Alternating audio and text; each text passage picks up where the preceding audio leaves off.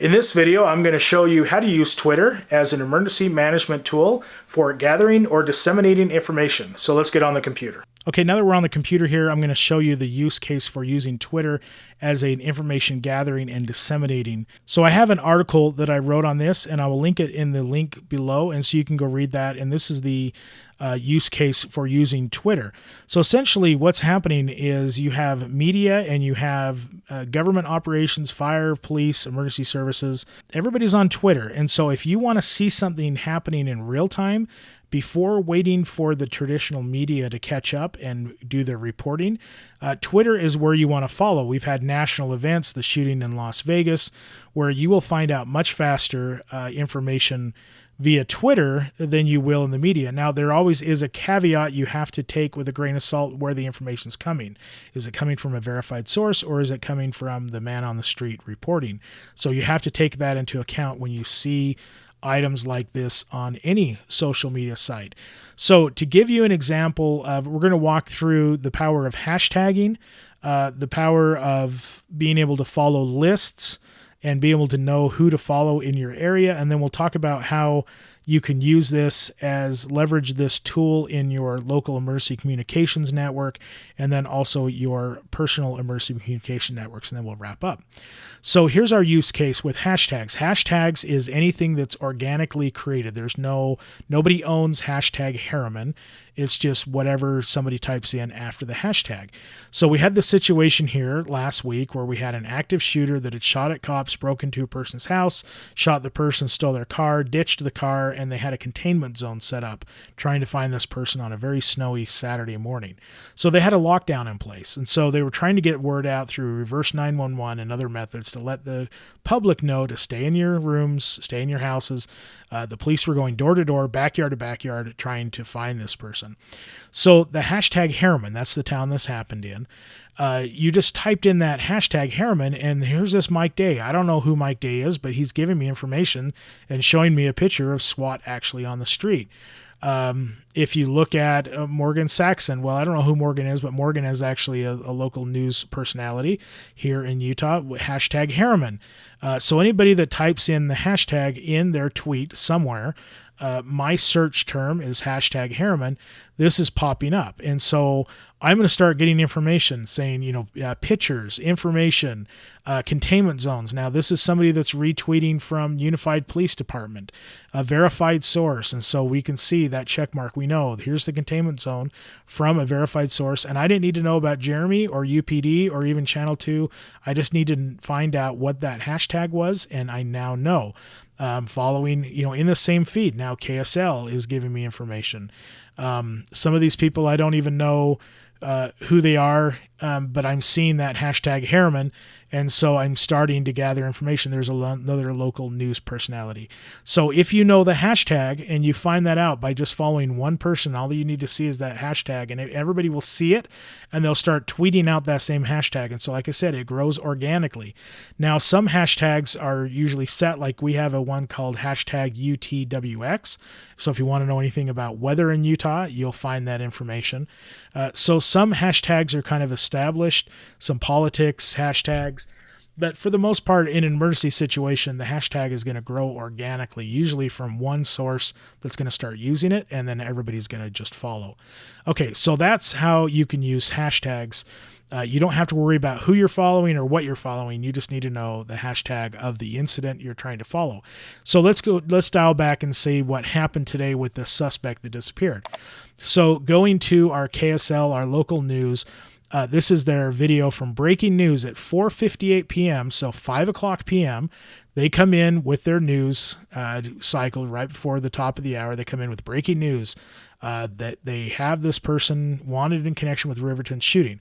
Well, when did this really happen? Did it happen at 5 o'clock, or when did it happen? So let's dial back and look at Channel 5's official Twitter feed, and we scroll down through Channel 5's Twitter feed, and we find that 4:11 p.m. there's actually a photo of the wreck of the end of the pursuit, and letting us know that the deputy's injured, and he was taken into custody. So already we've almost seen an hour time jump just by following Twitter's the exact same Channel 5 news feed their official feed, we're getting an hour early that information. Well, let's go back even farther and see where we can find out where we can find more.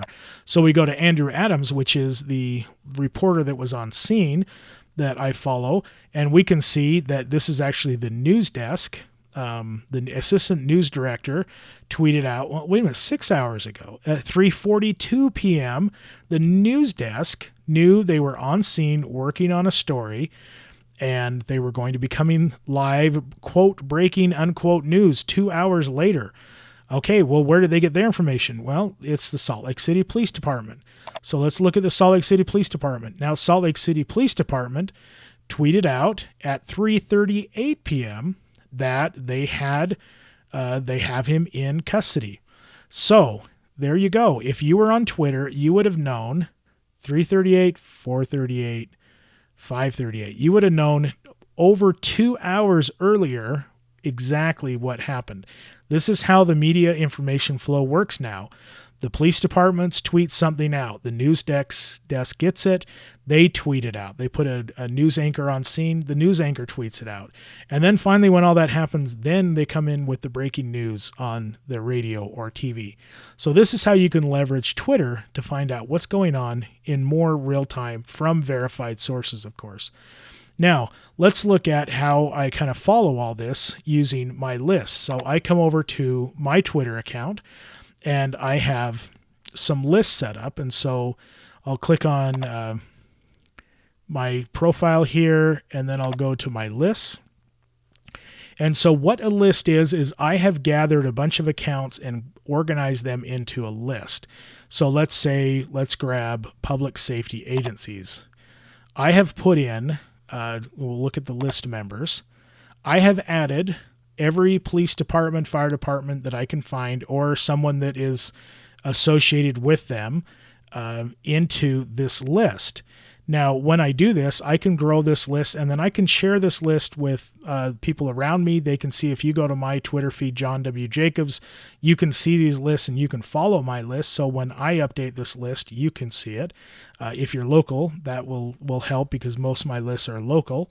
And so I have all these agencies and information here that is in this feed. Now, what happens is, normally when you look at your Twitter feed, you're going to see a whole bunch of everything going on from somewhere. But when I click on this list, I'm only seeing tweets from these agencies. And so I can filter out the noise and watch specifically public safety organizations. I have one for my commute. When I'm commuting, I want to know from UTA, I want to know from U.Traffic, I want to know from Waze, I want to know from scanners. I don't want to be watching any other Twitter traffic. I want to see exactly what's going on in my commute. Same thing, if I hear something going down, I can go to my local media personalities and I'll find out much faster what's going on and what's being sent out just by seeing, okay, they're still on scene. This was 50 minutes ago. This is now at 8:33 p.m. And so by creating these lists, you can leverage who you're following. I have one for federal agencies, a quite long list of all the FEMA organizations, FBI, everything you can think of. So once you start following all these, you can create lists, and then you can share these lists out. So let's talk about how you can use this for your local organizations. If you say you have an Aries group and you're trying to manage this email list, and it's slow and it's laggy and it takes quite a while to come out, all you need to do is just create an account that someone is an admin of and let them control that. Then tell everybody else in your organization, they don't even need to know what Twitter is or be subscribed to Twitter or have an account. All they have to do is text 40404, and to that number, they text at Canyon Alerts, like this one, at Canyon Alerts or at County Aries, and they will come back with a bounce back saying you are now subscribed. Now, anytime you tweet anything on this, you can tweet from your phone or you can tweet from an account. It will automatically blast in near real time all of your people. And you don't have to worry about subscription lists, running an email server, how slow is email, did people get the email? Well, they didn't get the email. because they're not on their email, they're on their phone, and some people don't even have email on their phone. And so if you're looking to do the rapid notification of a lot of people, what I brought up here is the UPD canyon alerts. This is when our canyons close for avalanche control or chains and restrictions. There is quite a few people, 14,700 people following this.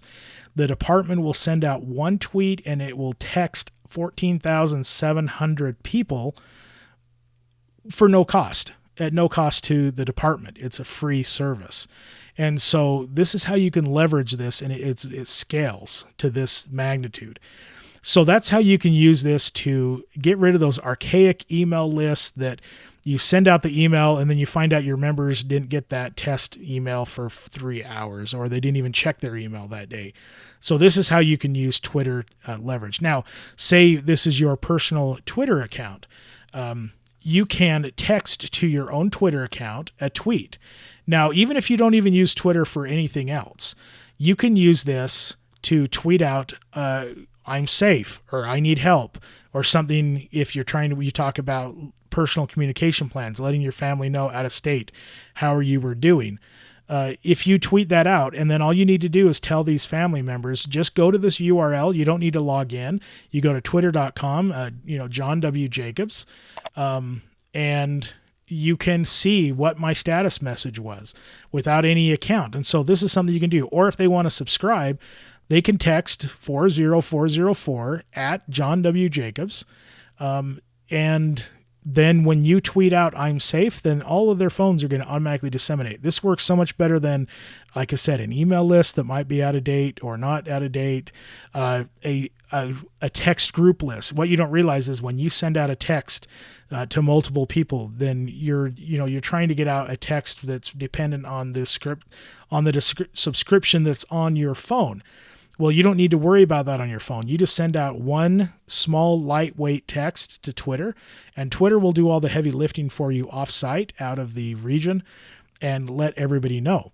So this is a way you can use Twitter for your personal emergency communication plans. So I hope you found this helpful. Please go to w7dbo.net. In the articles, you'll see Twitter, and there you will see a white paper that I kind of wrote up quickly on this and the reasoning why you can use this.